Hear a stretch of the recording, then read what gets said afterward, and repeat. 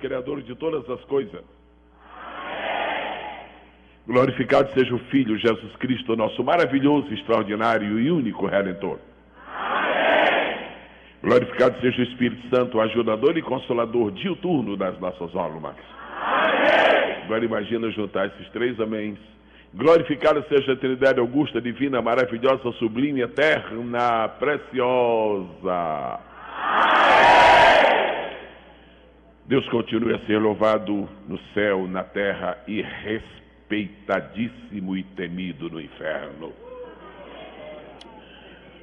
Antes que os senhores se sentem, me permitam tomar 2 minutos para expressar o tributo de minha profunda gratidão por estar chegando aqui a Águas de Lindóia para esse surpreendente, extraordinário congresso Fogo para o Brasil. Tributo da minha gratidão muito sincera ao pastor Silas Malafaia por me haver brindado com a gentileza e a honra, o privilégio de estar aqui ministrando a palavra de Deus. Estou encontrando aqui literalmente milhares de pessoas de diferentes partes do Brasil. De ontem para cá eu comecei a pensar que nós estamos entrando numa nova fase da Igreja Evangélica Brasileira.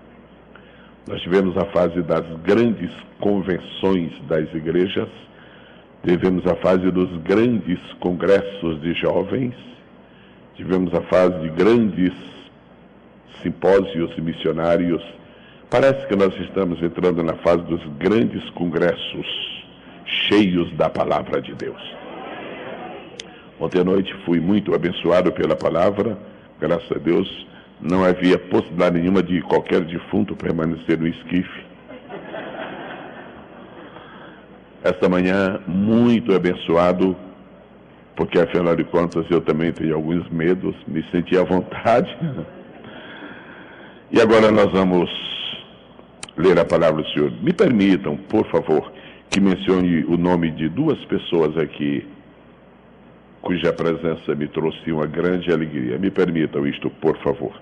Todos me alegram, mas eu destaco com excepcional alegria, excepcional prazer, a presença do pastor Gilberto Gonçalves Malafaia. Eu tive a oportunidade de ouvi-lo dezenas e dezenas de vezes em nossas reuniões convencionais e foi naquela atuação de então um tribuno imbatível, um guerreiro ímpar. Eu lhe rendo nesta manhã a minha sincera homenagem e rogo um aplauso desta multidão.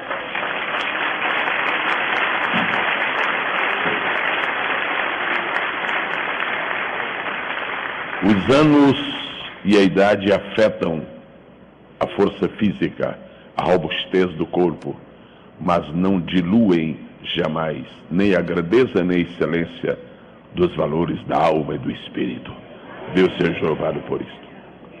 Também me alegro por encontrar o pastor Rodolfo Beltemir. Ele é um amigo de vários e bons anos, inclusive de cruzadas evangelísticas por esse mundo afora. E para não dar ciúme, eu tenho manifesto o prazer de encontrar o pastor Chaves. Viu? Não, você trouxe sua Bíblia, com certeza. Vamos abri-la no Evangelho de Jesus Cristo, conforme escreveu São Mateus.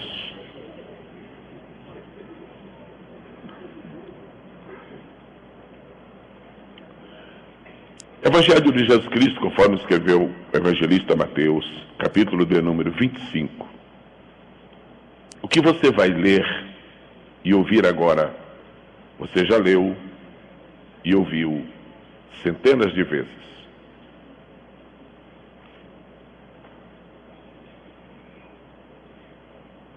Mas é a mesma palavra de sempre.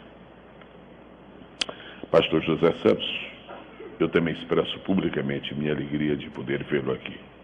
Minha esposa o viu assim muito rapidamente ontem à noite. Senhora, olha o pastor José Santos.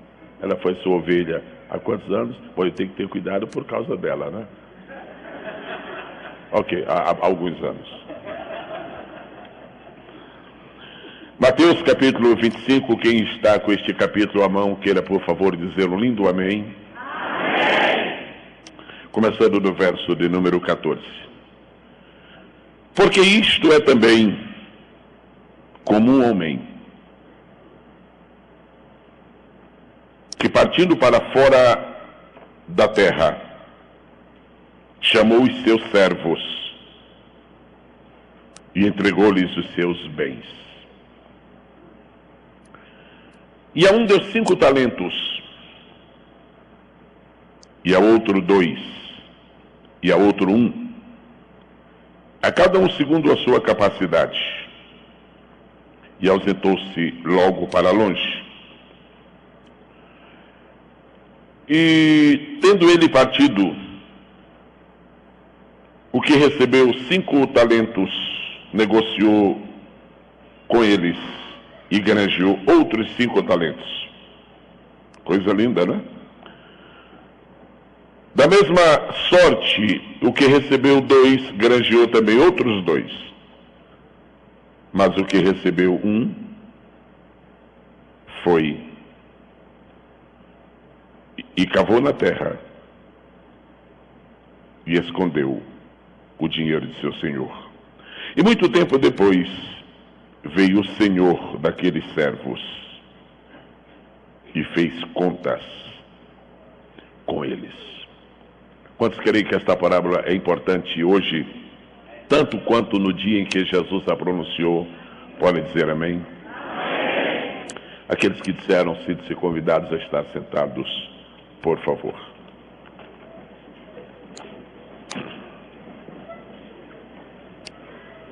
É muito difícil, bastante difícil, determinar qual o aspecto mais maravilhoso da vida de Jesus. Ele é surpreendente, ele é extraordinário, ele é fascinante, ele é perfeito, ele é completo. Há dias em que o melhor de Jesus para nós é o fato de ele ser o nosso Salvador. Há dias em que o melhor dele para nós é o fato de ser o nosso médico. Já utilizamos várias vezes para muitas consultas. Há momentos em que o melhor dele para nós é quando apresenta a sua realeza e nos sentimos súditos de seu reino. Mas sem dúvida alguma, ele manifestou no seu ministério terreno o desejo, o propósito de que ele fosse respeitado, admirado e reverenciado ao longo dos anos como mestre.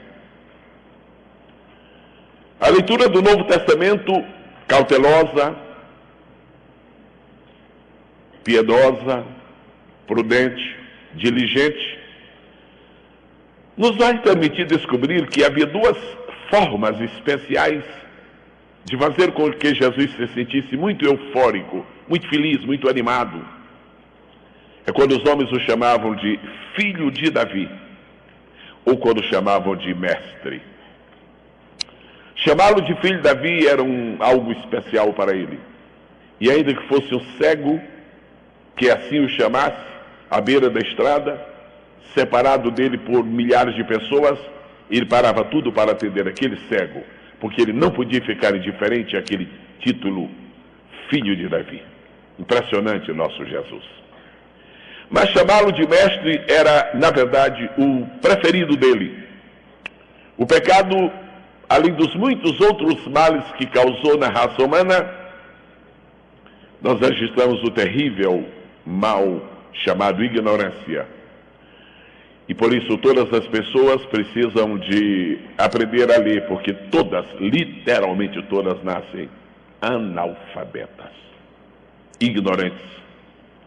E Jesus é o mestre. Mestre completo, mestre consumado, mestre de todas as disciplinas, mestre que pode ser não apenas ouvido, mas seguido, não apenas ouvido e seguido, mas imitado. Isto é simplesmente maravilhoso. Ele ensinava de diferentes maneiras, mas uma maneira favorita de ele ensinar era por parábolas. Eu penso que nós ainda precisávamos tomar mais tempo ouvindo as parábolas de Jesus. Já há muitos livros escritos sobre elas, muitos sermões, literalmente milhares e milhares, mas não se esgotou o manancial. Há muito que ver e ouvir e sentir e receber e avaliar nas parábolas de Jesus.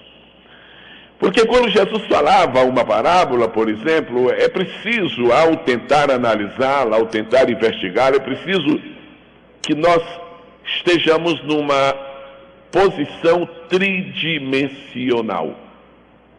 Quando Jesus falava, é preciso sondar a sua mente plena de sabedoria. Mas quando Jesus falava, e nós vamos examinar o que ele falava, é preciso sentir o seu coração, seu amor, sua ternura, sua compaixão. Ele falava com sabedoria, mas falava com ternura, com compaixão. Mas além disso, é preciso notar também as próprias palavras, porque aí existe uma expressão literal ou figurada das palavras que ele escolhia. E ninguém deste mundo soube escolher com tanta sabedoria as palavras quanto Jesus. Jesus foi capaz de tomar palavras do dia a dia, palavras totalmente sem significação, e dar-lhes um valor tão especial que hoje são palavras destacadas. Por exemplo, a palavra grega que deu origem à palavra igreja era uma palavra inexpressiva, comum, e Jesus lhe deu grandeza. É tão bom saber que Jesus confere grandeza a tudo. Nada precisa ser grande quando está perto de Jesus, porque nada realmente é grande quando está perto do grande. E ele se compraz em encontrar coisas pequenas para com elas repartir de sua grandeza. Louvado seja Deus. E Jesus está contando, e Mateus está relatando, já no final do seu evangelho, uma parábola, chamada de parábola dos talentos. Nesta versão que eu uso aqui, o título diz a parábola dos 10 talentos. Isso aqui não é o texto bíblico propriamente dito. Isso aqui é um título que qualquer um poderia pôr. Porque na verdade não é a parábola dos 10, é a parábola dos talentos. O que estaria no coração de Jesus quando pronunciou aquela parábola? O que estaria na mente de Jesus? Aquela mente invulgarmente sapiente. O que estaria nela? O que passava pela cabeça do homem chamado Jesus quando ele abre a boca e começa a contar essa história de talentos? A um dá 5, a outro dá 2, a outro dá 1. O que está no coração dele, o que está na cabeça dele? Como seria um pouco mais difícil discernir a mente dele? Como seria um pouco mais difícil alcançar o coração? Vamos pelo menos ficar com as palavras que estão escritas.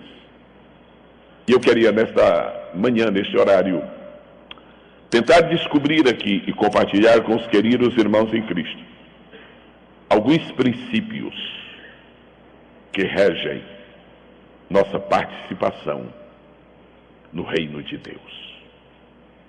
Jesus está contando uma parábola de um senhor que tinha servos. Chama os servos, entrega-lhes os bens, dá-lhes talentos para que negociem, viaja e volta. No regresso, ele quer uma prestação de contas, porque os seus negócios têm que crescer, a sua empresa tem que prosperar, e os servos são responsáveis por isto. Uma das grandes tarefas a que este congresso se propõe é a tarefa de atear fogo no Brasil. Eu creio que isto vai acontecer. Dirijo-me a cada um das senhoras e dos senhores nesta manhã acreditando que o fogo vai pegar. Creio que todas as geleiras, os mais temíveis icebergs espirituais que se instalaram neste país não vão resistir a um fogo que Deus está acendendo. Eu sei que estou falando nesta manhã para obreiros que já têm vários anos, talvez decênios de ministério, mas eu sei que estou falando para pessoas que Deus está levantando e que vão fazer uma revolução espiritual neste país. É absolutamente fácil de acreditar que não temos ninguém aqui que veio por turismo, Porque quando se faz turismo, não se pode ter uma reunião pela manhã e outra à noite. Tem que deixar tudo livre. Creio que viemos para descobrir segredos do rei. Creio que viemos para alcançar revelações do reino. Creio que viemos para ouvir a voz do mestre. Creio que viemos para ser tocados. E ele está falando, está tocando, está distribuindo, está repartindo. E você não pode perder nenhum momento, porque Deus tem propósitos. Quantos aqui se declaram servos do Senhor? Eu lhes peço a gentileza de levantar a sua mão, por favor. As câmeras estão focalizando, os telões estão mostrando. Acho que todos nós nos consideramos servos, somos servos. Então é para nós esta mensagem. Quais são os princípios que regem nossa participação desse negócio de Deus? Quais são os princípios aos quais eu tenho que submeter se eu me envolver na igreja do Senhor? Os irmãos sabem que a Bíblia Sagrada estabelece ao longo de suas páginas os princípios, as leis e as regras. As regras são para pequeno grupo de pessoas. As leis são para grupos organizados de pessoas. Os princípios são universais. Vamos ver alguns princípios. Vamos voltar, mantenham por favor sua Bíblia aberta, versículo 14. Porque isto é também como um homem que partindo para fora da terra, chamou os seus servos, entregou-lhes os seus bens, e a um deu 5 talentos, e a outro 2 e a outro 1. Nós temos 3 verbos aqui, e vou apelar para a solidariedade dos amados irmãos, para nós falarmos juntos as 3 formas verbais encontradas aqui no verso de número 14. Chamou.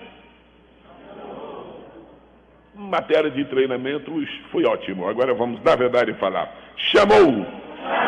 Entregou. Deu. Este é o primeiro princípio que Jesus ensina ao contar a parábola. Outra vez, número 1. Número 2. Número 3. Número 2. Número 1. Número 3. Número 2. Número 3. 1, 2, 3. Qual foi inicialmente a participação dos servos? Inicialmente, 0. Inicialmente, 0. Eles estão lá. Eles estão à distância. E o Senhor, o dono, o rei, o comandante, o chefe, o patrão, o mestre, chamou. Você e eu estamos na obra de Deus porque Ele nos chamou. Esta é a razão porque Satanás teme os homens e mulheres ungidos pelo Espírito do Senhor, porque ele vê neles o traço do chamado supremo do Senhor. O Senhor chamou, repita comigo, o Senhor chamou. O Senhor entregou. E o Senhor deu. Qual é o primeiro princípio que a parábola dos talentos estabelece? O princípio da soberania divina. Vamos falar juntos. O princípio da soberania divina. Nós não procuramos Deus para pedir a Ele que nos envolvesse na sua obra. Ele, na sua soberania, nos encontrou e disse: eu quero vocês trabalhando para mim. Nós não batemos a porta de Deus como quem procura emprego e diz: me dá uma chance de fazer alguma coisa para ti. Não, Ele nos chamou. Este princípio da soberania divina, ele precisa ser observado com muita seriedade. E um aspecto que me tem cativado neste congresso e em 2 outros dos quais participei, que não são exatamente este, mas que são dos mesmos cérebros, eu tenho notado um sentido de seriedade nestes congressos. Eu estou aqui porque acredito na seriedade deste congresso. Deus não me chamou para ser um animador de auditório. Eu estou vindo como profeta de Deus para falar a palavra dele. Eu não tenho ministério de SS. Deus me deu o ministério de GG. Então é preciso que cada um tenha a compreensão da soberania de Deus. E se há alguma dúvida sobre ISS, não estou falando de nenhum pastor, devo estar falando de alguém que é um grande animador de auditório de televisão. Muito bem, só para não haver dúvida. Primeiro, senhoras e senhores, pastores, missionários, pastoras, evangelistas, presbíteros, diáconos, bispos, obreiros, Deus está requerendo de cada um de nós que nós nunca nos esqueçamos de que o primeiro princípio estabelecido na parábola dos talentos é o princípio da soberania divina. Deus não nos chamou na condição de sábios. Deus não nos chamou na condição de pessoas especiais. Deus não nos chamou na condição de sócios. Vem ser meu sócio. Não. Deus nos chamou na condição de servos. Na hora que o obreiro de Deus perde o sentido, esta noção básica de que ele é o servo de Deus, ele começa a se assenhorear de seu ministério e começa a sentir-se um igual a Deus, um sócio de Deus. E esta parábola não é a parábola dos sócios de Deus, é a parábola dos servos de Deus que vão trabalhar para Ele debaixo da sua soberania e do seu poder. Quantos podem dizer amém? Amém. Chamou os seus servos. Os seus servos. Não diz chamou os seus parceiros. Não diz chamou os seus iguais. Não diz chamou os seus amigos. Diz chamou os seus servos. O sucesso de um ministério está fundamentalmente ligado a este princípio.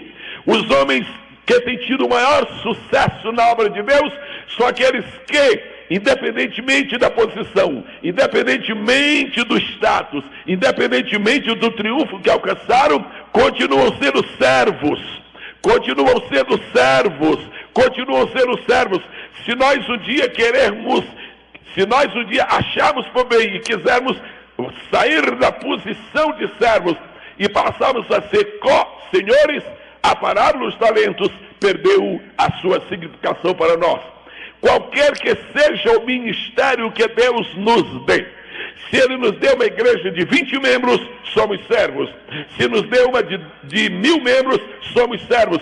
Se Ele nos entrega uma de 50 mil membros, somos servos. Se Ele nos entrega uma de 1 milhão de membros, 1 milhão de membros não faz com que um pastor deixe de ser servo. Esta característica que vai fazer com que o Senhor tenha domínio sobre a nossa vida, porque o primeiro princípio é o princípio da soberania divina. Ao Senhor um aplauso, por favor.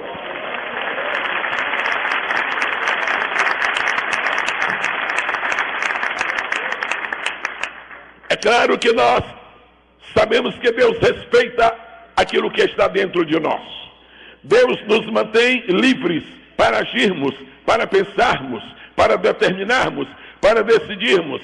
Mas essa liberdade que nos é outorgada fundamentalmente pelo Criador, ela não pode ser posta à margem de outra grande verdade. Nós não somos de nós mesmos, nós somos do Senhor Jesus e estamos fazendo uma obra para Ele. Quantos podem dizer aleluia? Aleluia. A outra verdade que se segue dentro deste princípio, diz aqui, primeiro chamou os seus servos. A condição em que fomos chamados é esta, fomos chamados como servo. E diz em seguida, e entregou-lhes os seus bens. Eu quero glorificar a Deus nesta noite, nesta manhã, por pessoas que têm vozes extraordinárias. Há coisas que nos impressionam, tem pessoas que são tão talentosas na sua voz. Este congresso é um congresso também de vozes talentosas. Meus irmãos, a quem Deus deu uma voz talentosa, não esqueça, esse bem não é seu. Esse bem lhe foi doado pelo Senhor para você usar a serviço dele. Quero glorificar a Deus esta manhã por pessoas que têm recebido de Deus a graça de fazer evangelismo pessoal. É incrível. Há pessoas que em qualquer cidadão, cidadã, que se aproxime, dentro de 2 minutos, 3 minutos, já evangelizaram, já estão ganhando almas para Jesus. Eu acho aquilo impressionante, como é que pode? 3 minutos já evangelizou, é um grande talento. Nunca pense que isto é seu. Entregou-lhes os seus bens. Senhoras e senhores, tudo que Deus houver nos dado, vamos nesta manhã reconhecer que são bens dele postos nas nossas mãos. Eu quero glorificar a Deus neste momento pelos oradores que nós temos neste Brasil. E eu vou lhes falar com toda a sinceridade. Algumas vezes eu tenho visto alguns oradores e, por exemplo, para citar 1 ou 2 casos, na Conferência Pentecostal Mundial, algumas pessoas que estão aqui, isso é coisa do século passado, mas algumas pessoas que estão aqui assistiram, se lembram de um orador finlandês, que ele pregou no Maracanãzinho. Quando ele terminou de pregar, é claro que eu já era pastor há alguns anos, eu já era pregador há alguns anos, mas quando ele terminou de pregar, eu tive 2 sensações. A primeira foi de uma grande alegria pelo privilégio que Deus me deu de ouvir aquela mensagem. A segunda foi uma sensação de nostalgia. Disse: Jesus, eu não sou pregado coisa nenhuma. O que é que eu estou fazendo depois de ouvir um cidadão deste? Meu Deus! Eu sei que nós temos aqui algumas pessoas que devem ter um dom de oratória excepcional. Se você tem este dom de Deus, eu quero pedir a você, não manipule o que Deus lhe deu para o seu bel prazer, porque isto é um bem que Deus lhe deu. Não use para conseguir aplauso das multidões, porque isso ofenderá o Senhor da seara. Os dons que Deus nos deu têm que ser utilizados com modéstia, têm que ser utilizados com humildade, têm que ser utilizados com respeito e têm que ser utilizados sem nenhuma soberba, porque o Deus que dá é o Deus que tira. O Deus que dá é o Deus que tira. Então eu quero esta manhã profetizar, em nome do Senhor Jesus, que nesta reunião existem centenas de futuros grandes oradores, tribunos preciosíssimos, pessoas que terão aquela verve inflamada, pessoas que ao falarem produzirão verdadeiro arrebatamento. Agora, por favor, irmão, por favor, irmã, foi o Senhor que te deu este talento, foi o Senhor que te deu este bem. Tu não podes aproveitar isto em benefício próprio, porque haverá um dia uma prestação de contas. Quantos recebem isto com temor diante do Senhor?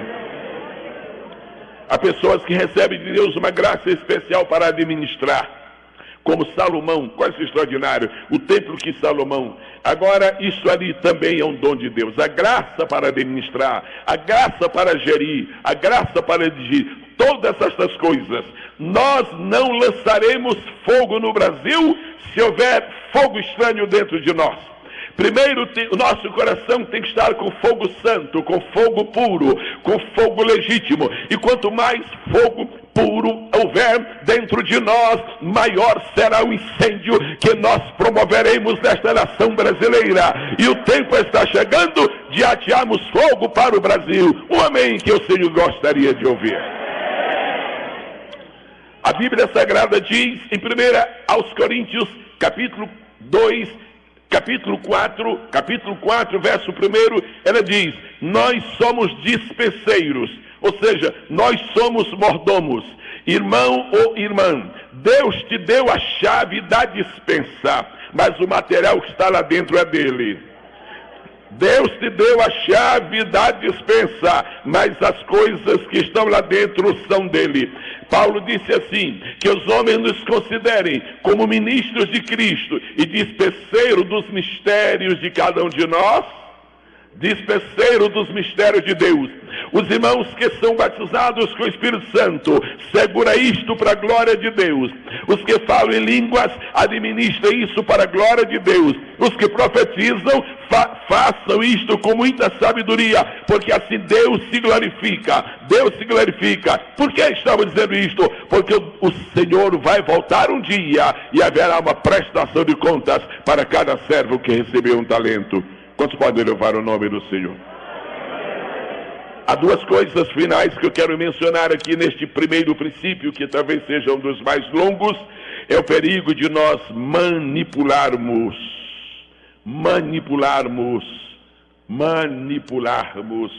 os bens que o Senhor nos deu.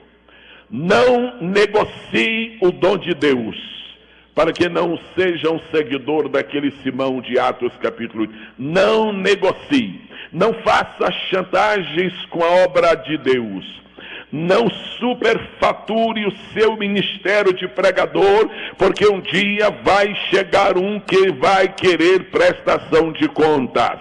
É preciso que haja equilíbrio, e eu creio que reuniões como estas Deus promove para que o seu povo ouça diretrizes do céu, para estarmos capacitados a atear fogo, de forma que nenhum bombeiro nos faça medo, nenhum bombeiro nos ameace. Amém, queridos irmãos?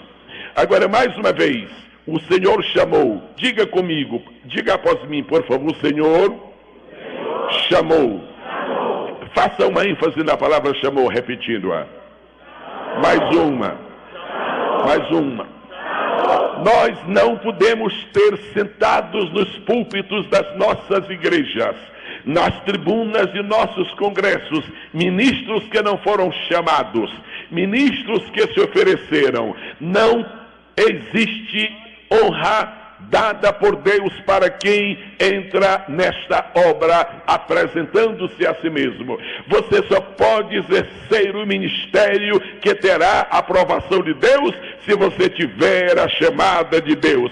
Você não pode ser um oferecido, você não pode ser um negociador, você não pode ser um manipulador, e muito menos você não pode ser um infiltrador no ministério. Que cada pessoa que está aqui nesta manhã, que aspira o ministério de Deus, tenha paciência de esperar a hora em que Deus vai dizer: eu estou te chamando para a minha obra e para o meu reino. Quantos podem glorificar o nome maravilhoso do Senhor?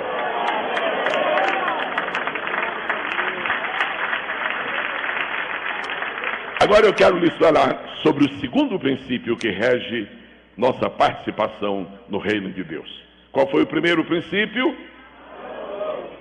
Como? Princípio do chamou? Soberania de Deus. Soberania de Deus. O segundo princípio, vamos observar direitinho. Diz assim, versículo de número 15. E a um deu 5 talentos, a outro 2, e a outro... Vamos lá. A um deu 5. A outro deu 2, e a outro deu 1, e a outro não deu nenhum. Quem foi que repetiu? Deve ser encontrou isso na Bíblia? Quem foi que repetiu? Outro não deu nenhum. Esta mensagem nasceu aproximadamente há um mês. Eu estava num veículo em Brasília, nos arredores de Brasília, éramos 4 pastores, íamos conversando exclusivamente sobre as coisas de Deus. E um dos pastores disse: pastor Jesus, aproveitei desse momento, tem uma coisa na Bíblia que me inquieta. Essa história, essa parábola dos talentos. Deus deu 1, deu 5, a outro deu 2, a outro deu 1. Que coisa é essa? E como é que foi isso? E negócio de capacidade. Naquele momento o Espírito diz: olha, pega isso, desenvolve e leva para a água de Lindóia. Interessante. E eu quero lhes falar agora sobre o segundo princípio, o princípio da oportunidade. Há uma coisa que nunca permitirá que Satanás se prevaleça de qualquer argumento para acusar a Deus de injustiça. Quando você lê na Bíblia a história de Judas, você fica como eu já fiquei, você fica inquieto. Deus, eu não estou entendendo a história desse imbecil. Escuta aqui, Jesus. Escuta aqui. O senhor não sabia que Judas ia trair o senhor? Sabia. O senhor não sabia que esse Judas não valia nada? Sabia. E como é que o senhor escolhe esse homem? Diz: meu filho, todos merecem uma oportunidade.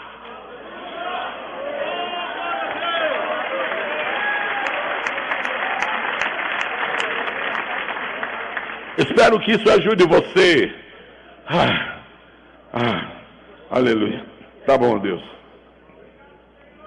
Amém, Jesus. Você conhece pessoas que já estiveram no ministério e hoje são miseráveis. Você conhece pessoas que já expeliram demônios e hoje estão endemoniadas. Você conhece pessoas que já foram usadas por Deus e hoje estão lá nas ruas da desgraça. E você diz que foi um engano de Deus? Não, uma justiça de Deus. Oportunidade para todos.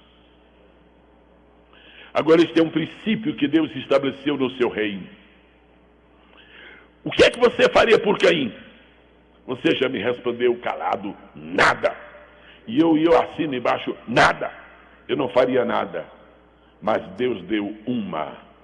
Pastor Silas, Estuelim, Deus deu uma oportunidade. Caim, se tu... Caim, tem aceitação. Caim.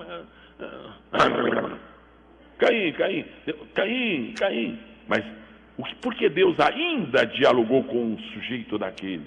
Oportunidade. Não haverá nenhuma pessoa no inferno que acuse a Deus de não ter tido direito a uma oportunidade. Agora vamos ver o outro lado da história. O que é que você está fazendo com as oportunidades que Deus está lhe dando? Para algumas pessoas existe uma grande complacência de Deus e as oportunidades se repetem. Há outras pessoas na Bíblia que tiveram 3 oportunidades apenas. Há pessoas da Bíblia que tiveram 2 oportunidades. E há pessoas da Bíblia que só tiveram uma oportunidade. A razão porque muitas pessoas desprezam uma oportunidade é porque elas acreditam que sempre virá a outra. E eu estou aqui para lhe dizer, se Deus já lhe deu uma, eu acho bom você agarrá-la, porque você pode não estar seguro de que virá uma segunda oportunidade. Chamou os seus servos, entregou os seus bens, você pega 5, você pega 2, você pega 1. Todos receberam, cada um recebeu de diferente maneira, a soberania, o princípio da soberania, mas ele está criando oportunidades. Deixe-me lembrar uma coisa aqui neste momento. Você poria Saul como rei de Israel? Você já respondeu, não. E eu também, não. E Deus deixou. Era fácil para Deus dizer, não, Samuel, esse aí não serve. Eu conheço, só tem cara de humilde, é um ambicioso que só. Não, mas Deus disse, pode deixar, porque ele teve uma oportunidade. Você sabe de uma coisa? Deus deu 40 anos para Salomão reinar. 40 anos para Davi reinar e 40 anos para Saul reinar. Compare os 3 reinados e veja como cada um usou diferentemente oportunidades. Eu estou nesta manhã recebendo uma inspiração de Deus para fazer um enfoque sobre isto e pedir a você que antes que o dia de hoje passe e dê lugar ao dia de amanhã, que você tome algum tempinho para conversar com Deus e deixar que Ele lhe esclareça. Você está realmente aproveitando a sua oportunidade? Há pessoas que se encontram com alguém no avião e ouvem uma palavra e nunca mais ouvem ninguém, mas tiveram uma oportunidade. Há pessoas que têm certas circunstâncias da vida tão expressivas e não sabem por que aconteceu e só mais tarde descobrem que foi uma oportunidade. O que é que você está fazendo com a sua oportunidade? Eu vou mencionar 2 pessoas da Bíblia que são bem distintas. Primeiro eu menciono Jonas. Se Deus fosse Deus de apenas uma oportunidade, o Jonas não teria sido um profeta para ser lembrado por Jesus. Deus deu a primeira oportunidade e ele aproveitou a oportunidade de maneira diferente para inaugurar o submarino. E o que acontece é que exatamente ele falhou. Mas Deus lhe deu uma segunda oportunidade. E diz a Bíblia, em Jonas, capítulo 3, verso 1, diz assim: E veio a Jonas a palavra do Senhor a segunda vez. Você não está certo, você não tem uma garantia de Deus e de ninguém que você terá uma outra oportunidade. Então aproveite esta que Deus está lhe dando. Então aproveite esta que está vindo para você da parte do Senhor, porque o tempo passa. As oportunidades, elas se esgotam. Como é que eu posso saber se a minha oportunidade é única ou se a minha oportunidade não é única? Essa é uma questão séria. Dá para me ajudar, Espírito Santo? Tem gente aí querendo saber disso. Diga após mim, por favor. Existem oportunidades que são apenas oportunidades. Mas existem oportunidades que são decretos. Agora você pode entender isso muito claramente. Quando Deus decreta alguma coisa e Ele dá uma oportunidade para uma pessoa, para ela cumprir aquele decreto, o cidadão pode fazer o que quiser. Deus vai atrás dele lá nas profundas do mar e pega. Por quê? Porque é decreto. Eu decretei que vou abençoar Nínive. Agora escute, nem toda oportunidade é decreto. Nem toda, e muitas não são decretos. São apenas oportunidades para você ser abençoado e se comprometer com o reino. Então não fique esperando que você sempre será um Jonas, que por decreto de Deus, aconteça o que houver, você vai ter realmente que chegar a Nínive. Também o pessoal tinha que acreditar em Nínive, com aquela cara suja de tripa de peixe. Ali na praia, não havia no mundo que não acreditasse nele, porque era mais para fantasma do que gente. E não precisava nem milagres, porque ele já era um. Bendito seja o nome precioso do Senhor. Oportunidade. Houve um homem na Bíblia que por pouco, foi uma questão de 10 minutos, por 10 minutos, por 15 minutos, por meia hora, ele não morreu cego. Eu estou falando do cego de Jericó.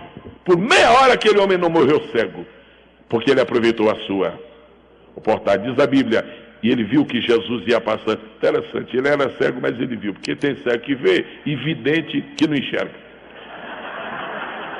Jesus ia passando e ele gritou e fizeram lá um complô contra ele. Cala a boca, ordinário, falador, cala a boca. E ele gritava mais alto, porque ele possuía a convicção de que era a sua última oportunidade. Era a sua última oportunidade. Se alguma pessoa desejar, se alguém desejar, eu convido você, pelo menos umzinho aí para me dar, pelo menos uma alegria de um. Eu quero pedir que você levante sua mão e diga para Deus, não me deixes perder as minhas oportunidades. Quantos podem glorificar o nome do Senhor?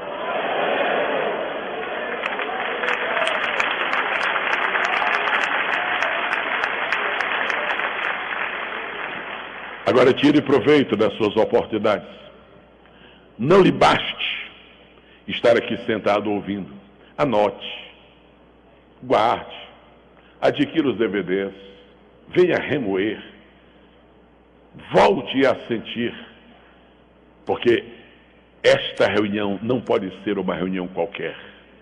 Ela tem o cheiro de oportunidade coletiva para o que você não pode perder. Eu queria falar agora sobre o terceiro princípio que rege as pessoas comprometidas com o reino de Deus. Só para recordar. Primeiro princípio, soberania divina. Segundo princípio, oportunidade. Terceiro princípio, o princípio do propósito. Você está preparado? E se doer? Você está preparado também? Ótimo. Às vezes é mousse de chocolate, às vezes é jiló. Pimenta é só para quem gosta. Muito bem, o terceiro propósito que esta parábola nos ensina é o propósito o terceiro princípio é o princípio do propósito. Aqui está o Senhor. Lá estão os servos. O Senhor está aqui. Junto com o Senhor está o seu reino. Junto com o Senhor está a sua fazenda. Junto com o Senhor estão os seus bens. Junto com o Senhor está a sua empresa. É possível que nos primeiros 2, 3 minutos o que eu vou lhe falar agora vai lhe chocar. Mas depois passa. Qual era o propósito do Senhor quando chamou aquele servo? tenho alguma coisa para vocês. Aí eu precisava realmente, literalmente, de pelo menos 3 voluntários aí, por favor. 1. Agora fique aí, por favor. Isso, 2, mais um aí. O Senhor está aqui, os seus bens estão aqui, sua fazenda está aqui, sua empresa está aqui e os servos dele estão lá. Atenção. Qual é... Vamos fazer uma comparação. Quem é mais importante? O Senhor que tem estes bens ou aqueles moços que vão ser chamados? 1 ou 2? Alguma dúvida? Alguma dúvida? Quem é mais importante? É o Senhor ou os servos? Esse é o primeiro grande problema que existe. A gente não é nada. A gente não é ninguém. O cidadão fuma, bebe cachaça mesmo, cachaça. Não estou falando nem de uísque. Cachaça mesmo. E joga no zoológico. E faz tudo que não presta. É um miserável. Um miserável. Aí o que é que Jesus faz? Dá uma oportunidade para ele. Ele vai a um culto. Alguém prega para ele. Ele aceita Jesus. É transformado num novo homem, mas se lembra do tipo que era. Daqui a pouco Jesus batiza com o Espírito Santo, entrega os bens para ele, ele começa a pregar o Evangelho, daqui a pouco está na presbítero, já quer dividir a igreja. Ai, esse pastor não está com nada não, viu? Como deve sofrer o coração do Senhor Jesus quando ele vê pessoas que ele foi buscar na lama, na miséria, e agora porque estão com os bens dele, com a graça dele, com o poder dele, agora se sentem, olha o seguinte, audiência para mim somente às sextas. Tu não era coisa nenhuma, miserável. Tu eras um bandido aí dando trabalho à polícia, e agora com essa pose.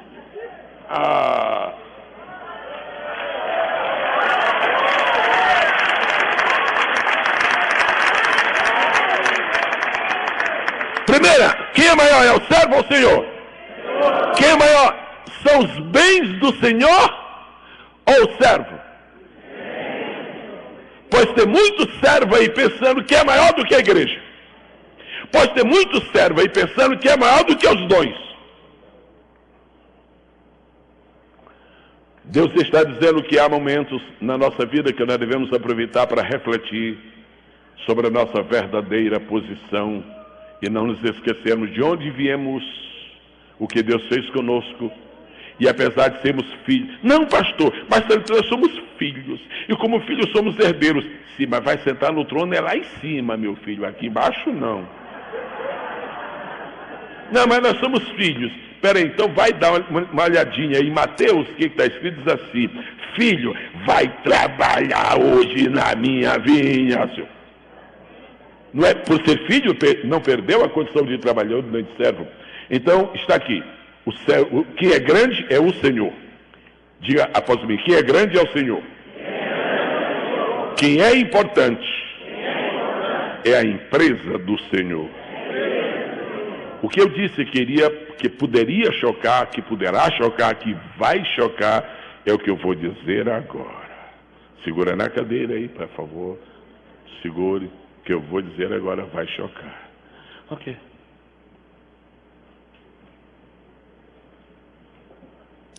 Olha, aqui está a minha fazenda, aqui está a minha empresa, e eu vou dar a vocês a oportunidade de trabalharem na minha empresa. Toma 5 talentos, toma 2 talentos, tá bom também, vocês vão trabalhar. Há muitas pessoas dentro da igreja do Senhor Jesus. Deixa eu falar um pouquinho mais claro. Há muitas pessoas dentro do ministério que pensam que o que Deus está fazendo com elas, com essas pessoas, é por causa delas. Deus não está fazendo nada comigo por causa de mim. O que Deus faz comigo é por causa da obra dele. Deixa eu te falar uma coisa agora. Tu não és um fim. Tu és um instrumento. Tu és o meio.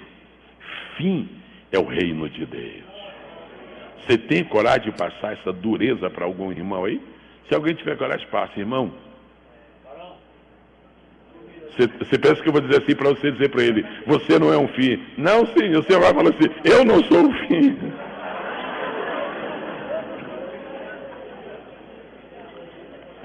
Irmãos, Deus me ensinou uma coisa, e eu nunca quero desaprender o que Ele me ensinou.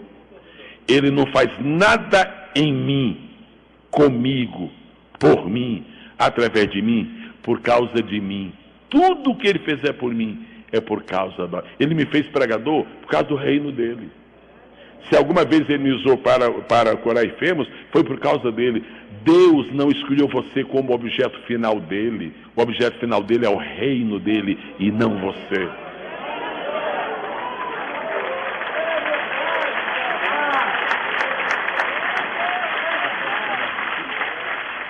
É a primeira vez que eu ouço alguém aplaudir com alguma coisa que o chocou. Compreenda que você não é um fim. Sabe, isto é uma tática do inimigo.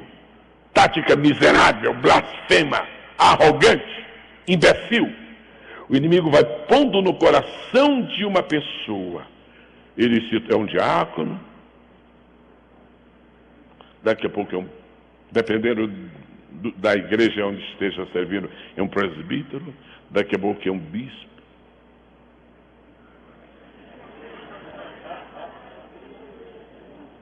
Tudo está convergindo para mim. Deus está fazendo todas essas coisas por minha causa. Você pensa que Deus está fazendo crescer a igreja por sua causa? É por causa do reino dele. Você pensa que você é a chave? Você pensa que você é a chave? Você pensa que você é a chave do reino de Deus? Escute, você tem a chave, mas você não é a chave. Agora sim, agora eu vou repetir porque vocês não escutaram. Liga o som aí, por favor, irmão. Você tem a chave, mas você não é a chave.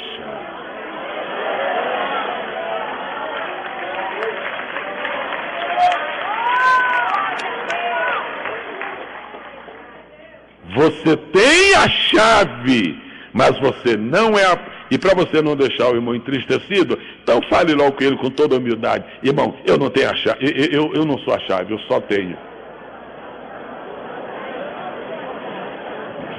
Agora eu vou te dar uma notícia boa.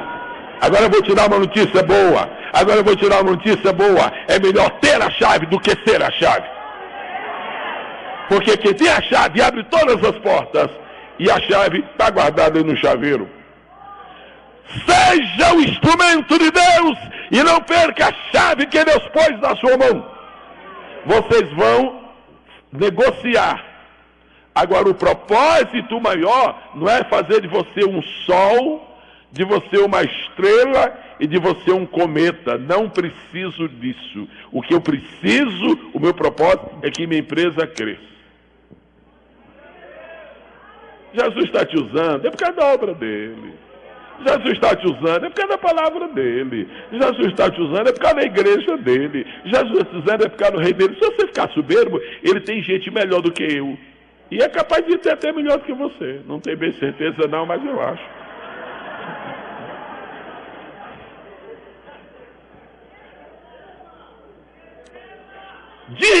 Às vezes, já lhe aconteceu isso, pastor Silas? Alguma vez o irmão está ouvindo alguém ministrar a palavra de Deus, de repente o irmão descobrir, esse sujeito tem mais coisa do que eu. Não já? Já lhe aconteceu alguma vez? Graças a Deus. Eu pensei que era só comigo que acontecia. Olha, irmãos, eu não vim tirar o seu entusiasmo e nem desmotivar a sua fé. Eu só vim ser usado por Deus para lembrar esses princípios, para que você seja mais usado por Ele. Tem gente melhor do que nós. Agora, tem uma coisa, pode ter nesse mundo milhares de pessoas melhores do que eu. Agora, eu sei que Deus me escolheu.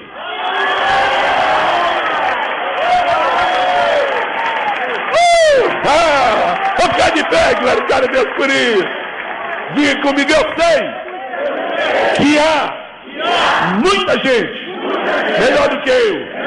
Mas eu também sei que Deus me escolheu!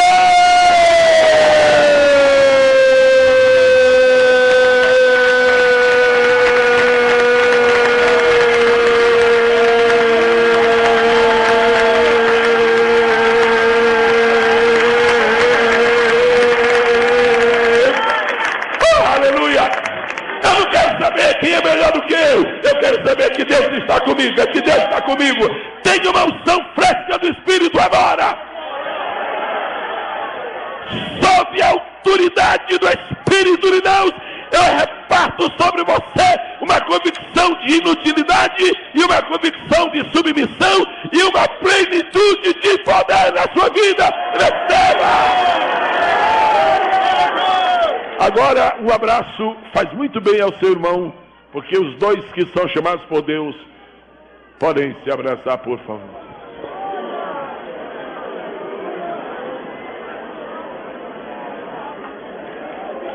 Aleluia.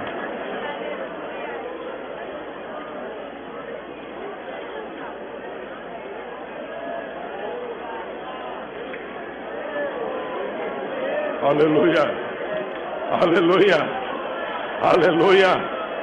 Aleluia.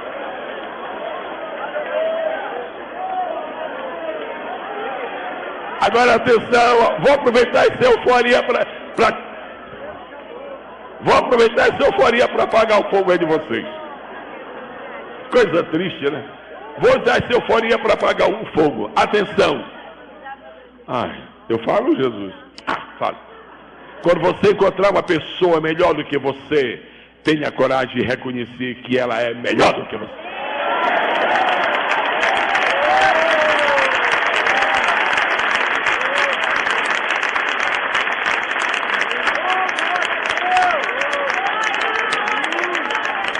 Silas Malafaia, você é 1000 vezes melhor do que eu. Eu nunca faria um negócio desse aqui, nunca, não fiz, não faço. Você é 1000 vezes melhor que eu reconheço. Agora eu estou coisando na área que Deus me usa, meu filho, tenha paciência. Aí eu seguro.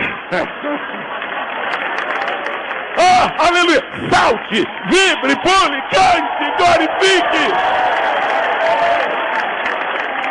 O princípio do propósito.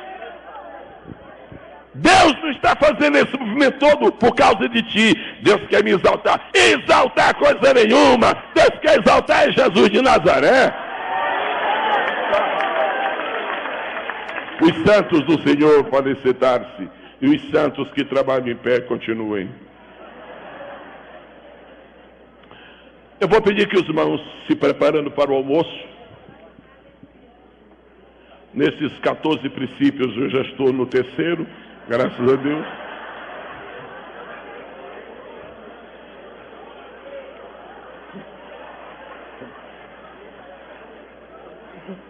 Maravilha, né? Eu quero pedir que as vozes femininas repitam após mim. O propósito de Deus não é glorificar os seus servos. As vozes masculinas, o propósito de Deus é expandir os seus negócios na terra. Agora você sabe qual é a linha de ação que você deve tomar na vida. Tudo que você puder fazer para glorificar Deus, faça, faça. Faça, faça, faça, faça. O que vai acontecer depois deste congresso, pelo amor de Deus, milhares de pessoas voltando para casa, incendiando tudo, não tem bombeiro que aguente, irmão. Eles vão entrar de férias. Para sair deste item para o próximo, vamos falar com muito temor a Deus. Senhor, eu reconheço que Tu não me usas por causa de mim mesmo, mas por causa de Teu nome, de Tua palavra e de Tua obra. Já que é assim, Jesus, aceita um aplauso do Teu povo.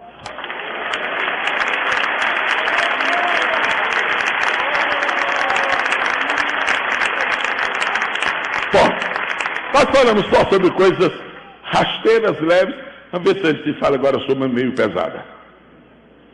Tem um princípio aqui meio pesado, mas o que eu vou fazer? Está aqui. Vamos dar uma olhadinha aqui, Mateus, capítulo 25, diz assim. E a um deu 5 talentos, é aquele ali, ó. E a outro deu 2 talentos, é aquele outro. E a outro deu 1 talento, é aquele outro. Agora, eu acho bom você não me perguntar. Se me perguntar, eu respondo. Você, pastor, por que deu assim? Alguém me pergunta. O que Deus faz, Deus fez assim, você não tem nada com isso.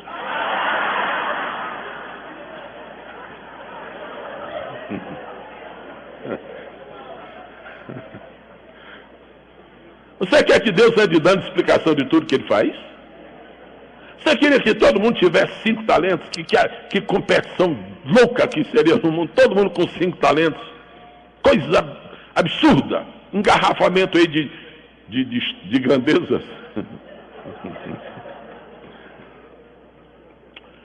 O próximo princípio que nós vemos aqui, este é um assunto que vai continuar a merecer a nossa reflexão. A um deu 5, outro deu 2, outro deu 1, segundo a sua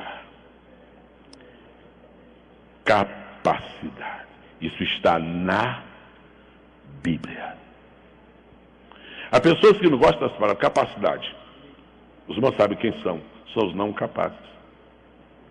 Os incapazes detestam, você sai ficando em capacidade. São as pessoas. Ok. Eu quero pedir ao Senhor Jesus que nos ajude a sempre compreender isto. Que capacidade na nossa vida é um mistério de Deus. Agora vamos debulhar este assunto. Em primeiro lugar, você tem comigo que compreender que há 2 tipos de capacidade, fundamentalmente. Capacidade natural, as irmãs. E os irmãos, capacidade sobrenatural. Quando a Bíblia diz que Jesus falou, segundo a sua capacidade, era natural ou sobrenatural? Alô? Então não existe capacidade sobrenatural? Este é um segredo que nós vamos tentar desvendar, revelar agora.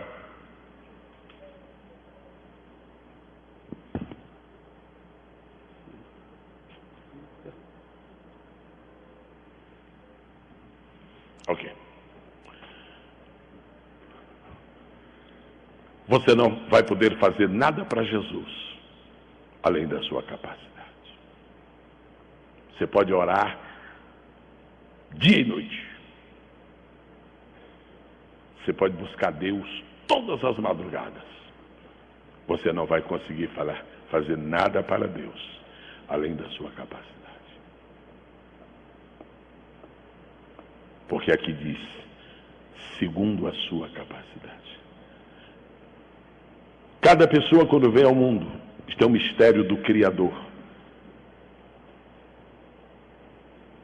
Ele tem, na verdade, a melhor... Não está boa essa ilustração, está feio isso aí. Aqui. Muito bem. Está melhor. Depois tu bebes, quente que só. Cada pessoa, quando vem ao mundo, traz um depósito. Cada pessoa, todas as pessoas que estão aqui, sentadas ou em pé, neste centro de convenções, têm o seu depósito. E dentro desse depósito está,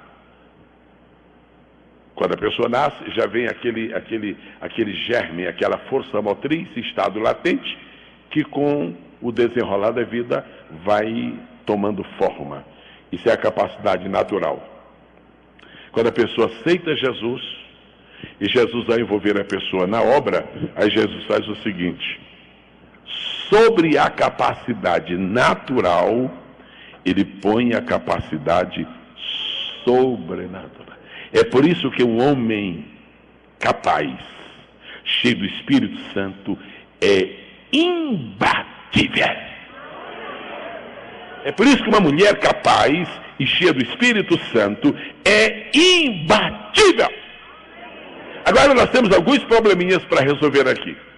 São poucos, mas são problemas, mas vão ser resolvidos. Primeiro, é que as pessoas muitas vezes estão mais preocupadas com as capacidades que os outros têm do que com a sua própria. Isto é o lê do engano. Vamos acabar com isso definitivamente.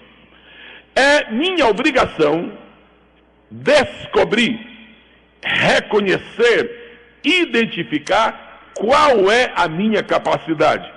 Se Deus foi mais misericordioso comigo, eu ponho no plural, descobrir quais são as minhas capacidades. Então eu tenho que descobrir, e esta é a razão, porque tem tanta gente na igreja estressada, desmotivada, parada, sem fazer nada, porque nunca descobriu a sua capacidade. Agora, outra razão, porque tem uma opção de obreiros aí que não conseguem sucesso e só complicam, é porque são homens, talvez até sinceros, mas estão fazendo coisas fora da sua capacidade. Irmão, não insista em fazer para Deus uma coisa fora da sua capacidade, porque o Senhor deu talentos segundo a sua capacidade. Isso não é tão teológico, mas isto é prático, e é tão prático que chega a ser lógico. Você sabe qual é a sua capacidade? Por que foi que o Senhor mandou Ananias levar uma mensagem para Paulo? Vai, porque este é para mim um vaso escolhido. Olha só, para levar o meu... Como é que é? Bíblia ambulante. Para levar o meu nome aos gentios, aos reis e aos filhos. Escuta só, fala comigo, gentios, reis, filhos de Israel. Só me responda, sobrou alguém? Sobrou ninguém? Paulo era polivalente. O senhor pode me fazer uma gentileza, o senhor? Por favor, muito obrigado. Só me responda uma pergunta. Me dê o nome de 2 reis que foram evangelizados por Pedro. 2 reis. O primeiro, dá uma colazinha para ele aí, irmão. Alguém, sopra para ele. Um rei que foi evangelizado por Pedro. Agripa. Festo. Félix. Imperador Nero. Nenhum. Obrigado. Pedro foi batizado com o Espírito Santo no dia de Pentecoste. Pedro falou em línguas. Pedro pregou um sermão extraordinário. Quando fez o apelo, quase 3.000 almas aceitaram. Mas sabe o que Jesus fazia com Pedro? Vem aqui vocês. Então a capacidade continua. Vocês são 3 reis. Vocês são 3 reis, tá bom? Vocês iam andando aqui na minha... E eu sou Pedro, ok? Vocês são 3 reis. Vocês iam andando na minha direção. Primeiro um, depois o outro. Primeiro um, depois o outro. Jesus desviava o rei do caminho de Pedro.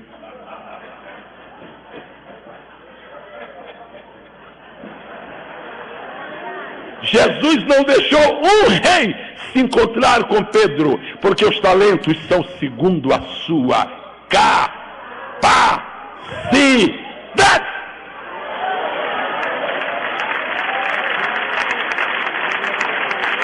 Agora eu vou ver Paulo. Ô rei Agripa, sabe que negócio é esse? Você tem que ser crente, homem. Vamos passar aqui sobre filosofia, teodiceia, onomatopé. Você sabe isso, Paulo? E algo mais. Ô Félix, e aí? Vamos conversar aqui sobre coisa de Estado, não é verdade? Anatomia. Vamos conversar. Que isso, Paulo? Vamos lá. Ok. Ei, rapaz, vamos conversar em grego, latim, romano, o que você quer? Não, eu não sei isso tudo não, pois eu sei. Ei, aplausos ao Senhor.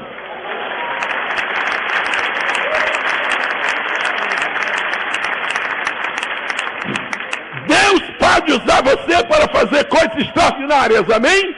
Amém. Mas é dentro da sua capacidade. Quantos dizem amém outra vez? Amém. Diga, as irmãs digam Pedro, os irmãos digam Paulo. Pedro. Os homens falaram mais forte. E as irmãs falaram mais bonito. Muito bem, vamos lá. Pedro e Paulo. Pedro. Estude essas vidas e veja o valor da capacidade. A capacidade de Pedro era relativa. E por isso Deus respeitou isso e lhe deu talentos, segundo sua capacidade. No capítulo 12 de Atos, Pedro desaparece.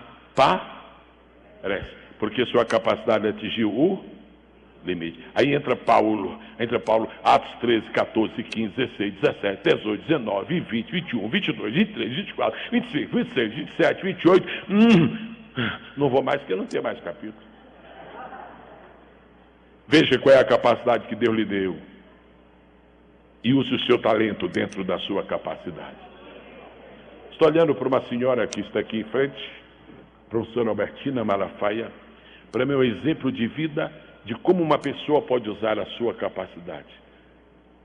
Há mais que 10, mais que 20, mais que 30, eu paro por aí, mas ainda prossegue. Anos que esta senhora se dedica ao trabalho de evangelização infantil. E eu digo para a glória de Deus, no Brasil faz um trabalho ímpar. Sabe o que é isso? Descobriu sua capacidade e está executando. Quantos acham isto lindo? Pois eu tenho versículo da Bíblia para quem achou isso lindo. O versículo assim, vai tu e faz o mesmo. Aleluia. Paulo e Barnabé. Atos capítulo 13, começa assim, na igreja que estava em Antioquia havia vários profetas, alguns profetas, doutores a saber. Aí começa, Barnabé é o primeiro, aí o último, e Saulo. Começa assim, Barnabé e Saulo. Lá na frente diz Barnabé e Paulo. Lá na frente diz Paulo e Barnabé. Nunca mais Barnabé foi o primeiro. Barnabé não tinha capacidade de liderança. O que está estragando a obra de Deus são pastores auxiliares que foram levantados por Deus com talento para serem pastores auxiliares, e eles se cansaram de ser pastores auxiliares, têm uma ganância de vir à igreja, fura o trabalho para ser pastor presidente e nunca vai para frente, porque Deus não lhes deu esta capacidade. Servo de Deus, fica no teu lugar abençoado, irmão. Não existe nenhuma desonra em ser o número 2, e o número 2 capaz é melhor do que o número 1 incapaz. Quem diz amém? A importância de ouvir a palavra de Deus é esta, é que a gente não ouve o que deseja, a gente ouve o que faz bem. Mas eu concluo esse princípio, só tenho mais 2, para dizer o seguinte, Saul e Davi. Vamos descobrir o segredozinho da Bíblia aqui. O que Saul foi em Israel? O que Davi foi? Davi foi um sucesso? Saul foi? Se alguma pessoa souber aqui nesta tarde por que Saul fracassou como rei, uma resposta bem sólida, vai ganhar um prêmio. Eu vou pedir ao pastor Silas para dar um prêmio para a pessoa que acerta. Foi soberbo, desobediente, consultor feiticeira. Isso já é esperteza ainda. Ok. Você sabe qual foi o maior problema de Saul? Não. Tudo isso está no kit do fracasso. Mas tem um negócio. É o seguinte. Deus disse para... Olha, está na Bíblia, gente. Deus disse para Samuel... Escuta só. Você não pode perder isto. Deus disse para Samuel... Olha, já que esse povo está querendo... Tá bom, eu vou mostrar eles que... a grande coisa que eles estão fazendo. Você pega o vaso de azeite, vai... A Bíblia diz assim...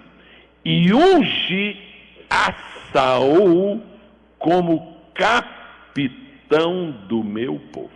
Você lembra, pastor Silas? Como capitão. Como Deus não mandou Samuel ungir Saul como rei. Mandou ungir como capitão do meu povo. Está 2 vezes na Bíblia como capitão. O Samuel, na euforia, foi... Não vou fazer nenhum de vocês um Saul. Ok. Pronto, está aqui o vosso rei. Diga uma coisa. Quantas guerras Saul perdeu? Nenhuma.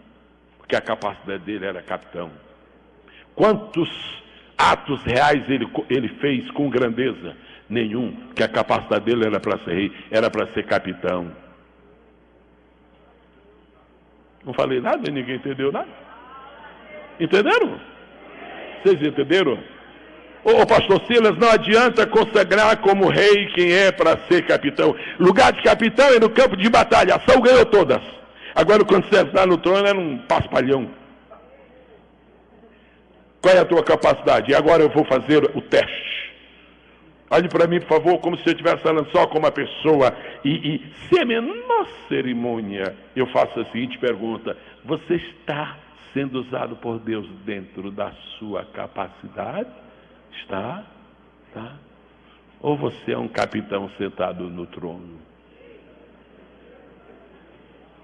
Ou você é um rei fazendo guerra lá na rua?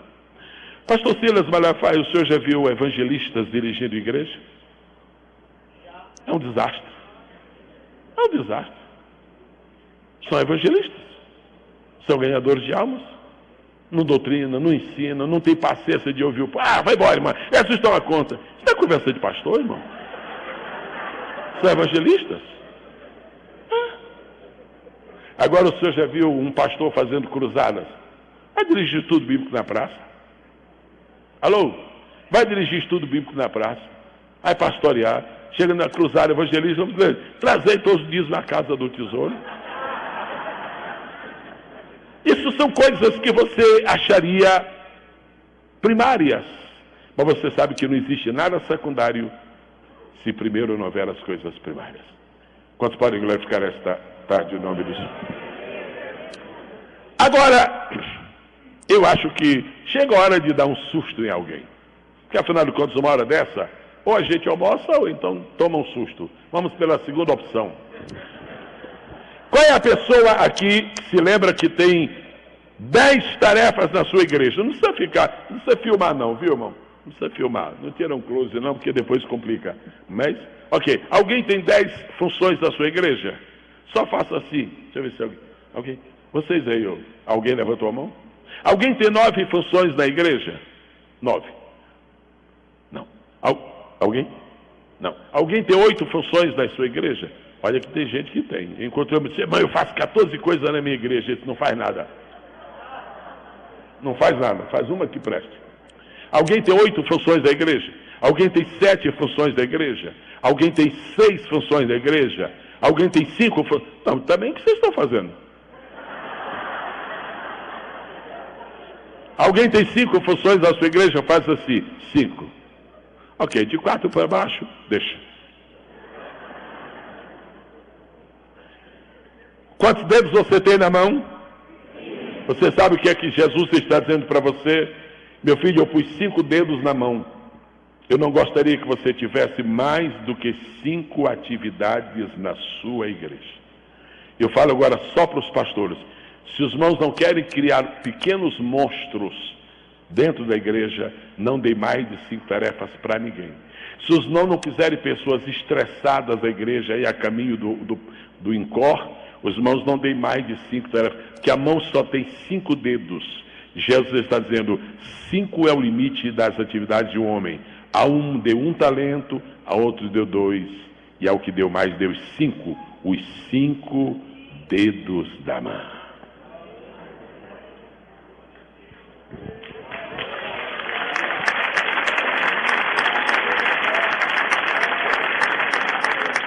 Entrega, se você está com 7, entrega 2. Que tem de tesoureiros estressados, tesoureiro, presidente da Comissão de Serviço Social, e toma conta da cantina, e o Serviço de Segurança Externo, okay, patrulhamento pastoral, não sei nem o que é isso.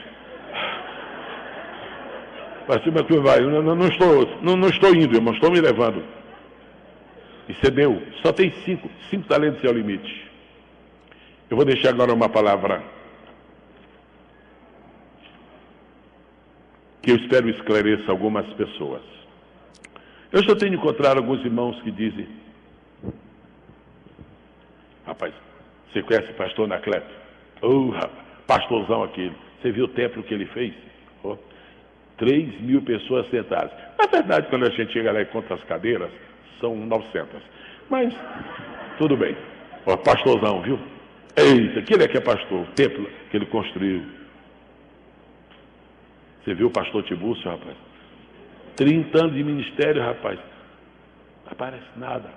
Sei que ele está fazendo esse tempo todo. Que coisa.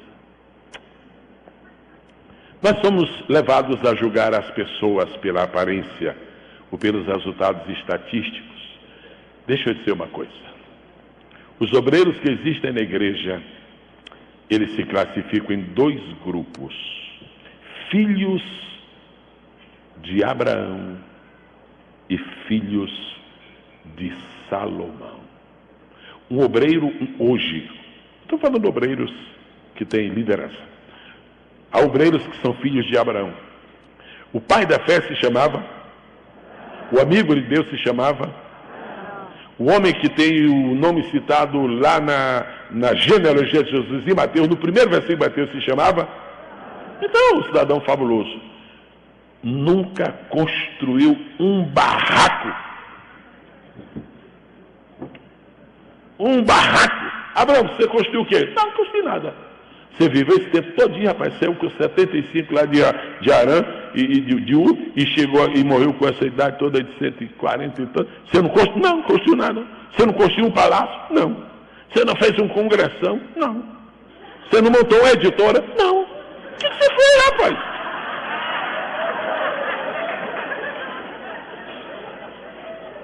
Você foi no hospital? Não.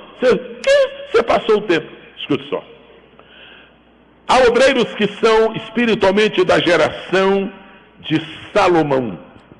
Deus deu para eles capacidade de fazerem monumentos.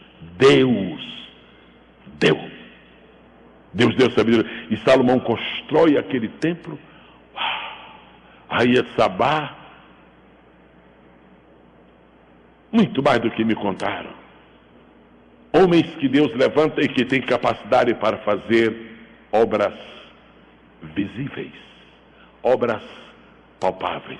Isto é uma linda classe de obreiros. Eu rendo minha homenagem a ti, meu companheiro. Deus te levantou. Isso é um programa de televisão a nível nacional. Isso é obreiro da geração Salomão. Um aplauso a Deus pela vida dele.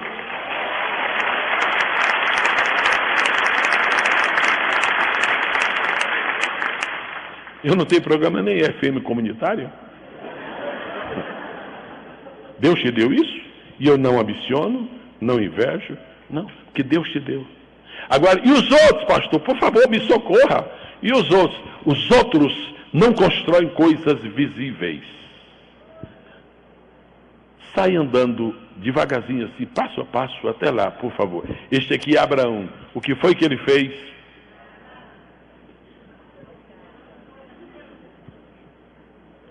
Quem vem atrás dele?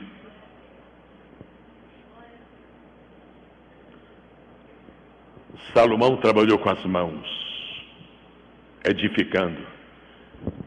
Abraão trabalhou com os pés, abrindo caminhos para as outras gerações.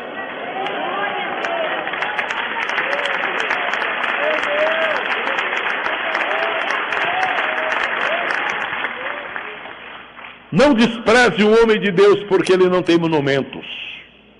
Não despreze o homem de Deus porque não existem outdoors aí dizendo o que eles fizeram. Não despreze.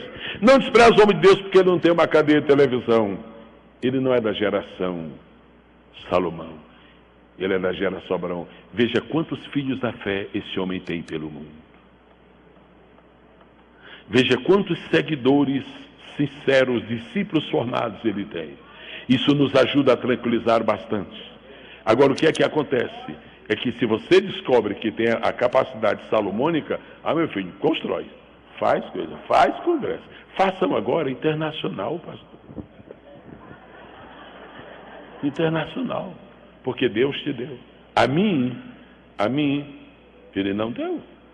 E eu estou aqui triste por isso? Não. Agora eu ando por esse mundo. Cheguei em Portugal, encontrei um irmão e disse, pastor, desculpe, irmãos. Pastor, conhecereis a verdade, né?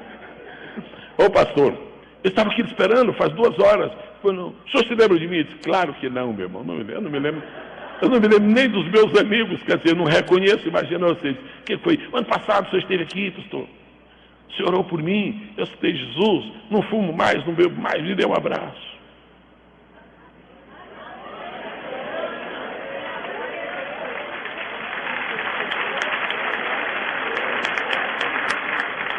Aonde Deus te levará? Ao caminho de Salomão para construir monumentos? Faça para a glória de Deus. coisa extraordinária. Esse homem de Deus está fazendo o Brasil. R.R. Soares. Vamos oferecer um aplauso para ele agora. Extraordinário, extraordinário, extraordinário. Agora, aqueles que anonimamente estão fazendo alguma coisa para Deus, que mereçam o mesmo respeito e a mesma consideração.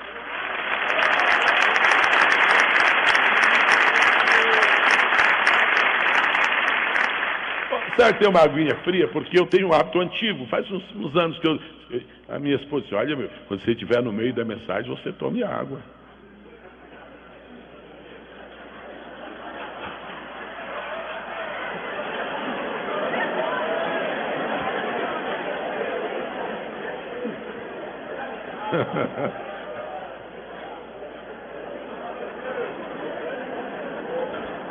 Irmãos, eu me sinto como... Tem uma máquina aqui, querido. Eu me sinto como Paulo nesta tarde. Focaliza o eutico ali. Eu me sinto como Paulo, já tem o eutico ali dormindo.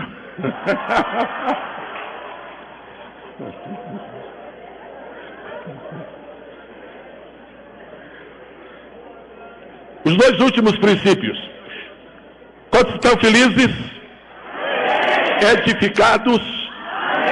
Está valendo a pena estar neste congresso? O rapaz ressuscitou mesmo, filho da viúva? O Josafá venceu mesmo a guerra? E nós agora somos sócios de Deus do mesmo plano? Maravilha!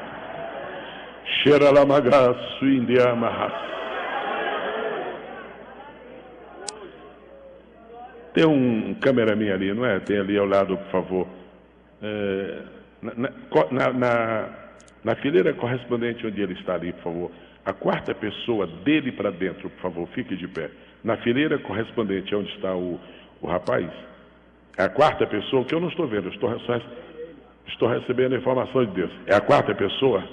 É? Põe a mão no seu estômago, por favor. Seja curado para o resto da vida. Amém!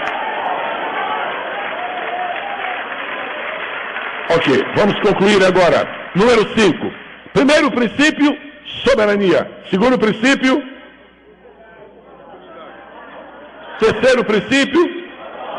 Quarto princípio, capacidade. Quinto princípio, determinação. Os rapazes. Ok. Muito bem. Você recebeu 5 talentos, você recebeu 2 talentos, você recebeu 1. Até agora, o reino não cresceu. Até agora, as bênçãos não vieram. Até agora, nada houve. Porque ainda não se estabeleceu o princípio da determinação. Então, eu estou indo viajar, me despeço de você, vou voltar. O que você vai fazer? Então você vai trabalhar por aí. Você vai trabalhar e trabalhar e trabalhar. Isso. Determinação. Eu estou indo, guarde esses 2 talentos, faça o melhor que você puder. Quando eu voltar, nós prestamos conta, tá bom? E você vai fazer o quê? Ok, meu filho, você tem um talento. Olha, com esse talento você pode conseguir muita coisa, viu? Sucesso, hein? Até a volta.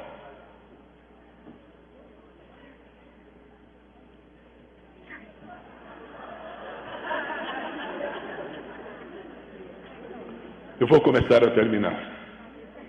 Deus tem feito muitas coisas por sua vida, mas é você que vai determinar o seu sucesso. Deus tem feito muitas coisas por sua vida. Deus lhe deu todos os elementos necessários para você ser o vencedor.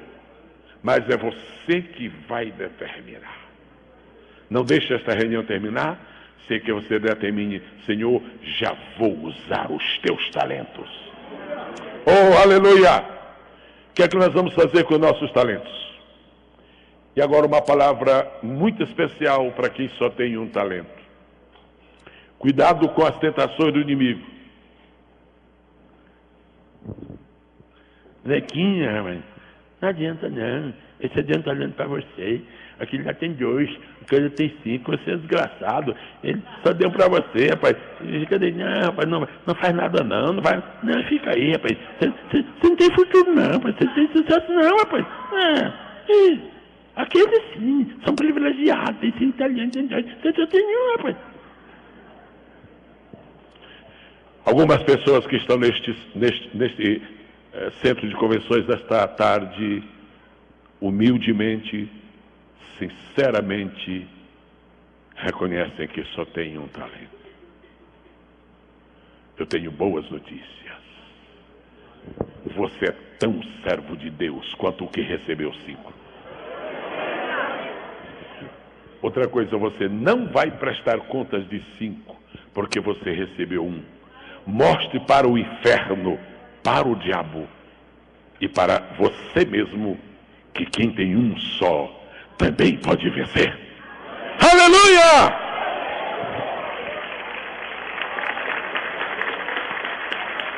Estejamos de pé, por favor. Concluindo, eu lhes menciono neste momento o 6º e último princípio, que é o princípio da frutificação. Gritando aí, 5 mais 5, não é para responder, é para gritar 5 mais 5. 5 mais 5, 4 mais 4, 2 mais 2, 1 mais 1. Não importa quanto você tenha, ponha mais 1 no seu caminho. Não importa quanto você tenha, Deus vai lhe fazer frutificar.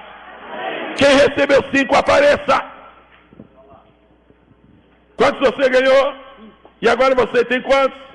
Premiado! Aplausos para quem ganhou! Quem recebeu 2? Quantos você ganhou? Quem recebeu 2 e ganhou 2, no princípio da justiça, fez tanto sucesso quanto quem tinha 5 e ganhou 5, porque você dobrou e ele também dobrou. Eu ministro para você uma palavra de Deus com a qual concluo. Nos próximos dias, nas próximas semanas, Deus vai dobrar os teus frutos. Nos próximos dias, nas próximas semanas, Deus vai dobrar os teus frutos. Nós vamos concluir lendo 2 versículos da palavra de Deus. Gênesis 1:28 diz assim: Deus falou para Adão: Adão, frutifica! Dá para repetir? Multiplica! E enche a terra. O dilúvio veio.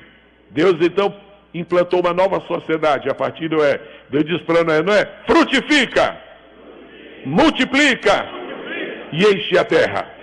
A mesma mensagem que Deus deu para Adão, Deus repetiu para Noé. Esta tarde, Deus fala aos congressistas do 12º Fogo para o Brasil e diz: frutifica! Número 2, multiplica!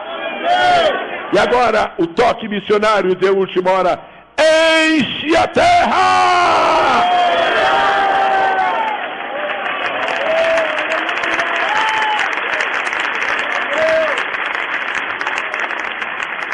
As pessoas que reconhecem que têm recebido algum talento da parte do Senhor, levantem sua mão direita.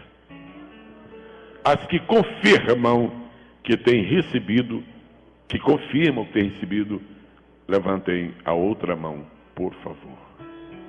Com essas 2 mãos levantadas, digam para Deus as seguintes palavras: Senhor, continua o teu servo. Vou trabalhar para ti, como nunca antes. Vou frutificar, vou multiplicar e vou encher a terra.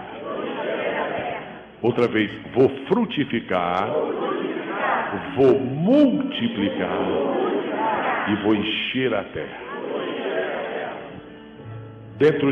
Nos próximos 2 minutos, uma onda de poder de Deus virá sobre a sua vida. Irmãos, me lembrei de uma coisa: quando os irmãos saírem, depois que gastarem dinheiro com todos os estandes, passem no meu. Tem uns vídeos lá que o pastor Silas não condena, graças a Deus. Diga comigo: eu frutificarei, eu multiplicarei, eu encherei a terra. Senhor, enquanto teu filho Rodolfo Beltemiro estiver orando, espalha o poder da frutificação, o poder da multiplicação e da plenitude da obra de Deus. Os teus princípios nós aceitamos e vivemos nele, em nome de Jesus. Aleluia, aleluia, aleluia. Deus falou com você. Põe em prática a voz de Deus na tua vida. Vamos orar. Pai, em nome de Jesus, temos escutado a tua palavra. Tu falastes conosco, Senhor. Tu nos tens dado a unção da tua graça, do teu Espírito, do teu poder, pela tua palavra, Senhor. Agora, Senhor, a tua palavra em cada coração, em cada vida, faz com que venha frutificar, multiplicar, meu Deus, e dar o fruto. Usa cada obreiro que aqui está, cada um dos teus filhos. Oh, esta cidade, este estado, este país e o mundo espera o avivamento, espera o fogo teu derramado, espera, oh Deus, a frutificação e a multiplicação. E não são os anjos que vão fazer isto, é este povo que aqui está, a quem tu chamou, Deus, a esses chamados, a esses que tu escolhestes, a esses que tu destes, nesta manhã, nesta tarde já. Dá-nos, Senhor, a unção da tua glória, do teu Espírito, e a tua palavra na boca de cada um dos teus filhos. Usa para a glória do teu nome, usa para a glória do teu nome, em cada um do local, da cidade, do estado, do país, que esteja servindo no chamado teu e no modelo que tu puseste a cada um deles, para a glória do teu nome, em nome de Jesus. Vem usar-nos para a glória tua, Senhor, e o resultado seja para a tua obra, seja para a tua glória, no nome eterno daquele que é e será para sempre, Senhor e Rei dos Reis. Amém e amém. Um aplauso a Cristo Jesus.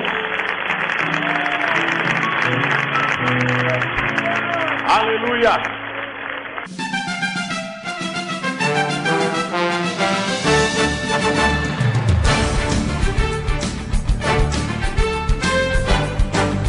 Nós temos a única mensagem que pode mudar a história de um homem, de uma família e de uma nação. A mensagem do Evangelho. Não há nada que Deus não possa fazer. Ele é que é maravilhoso. Na hora de Deus, as janelas dos céus vão se abrir. Deus vai mandar a resposta. E te prepare para os resultados maravilhosos para a sua vida. A glória, a honra, o louvor e a adoração seja a Deus.